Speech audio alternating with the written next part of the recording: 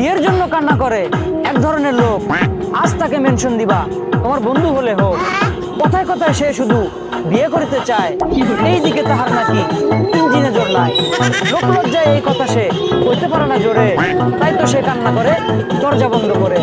শীতের মধ্যে বন্ধু আমার বউ পেল না কাছে, এত কষ্ট তাহার পড়া ছটফটিয়ে নাচে। আমার যত আইডি ছিল সব আইডি ব্যান, এটা আমার নতুন আইডি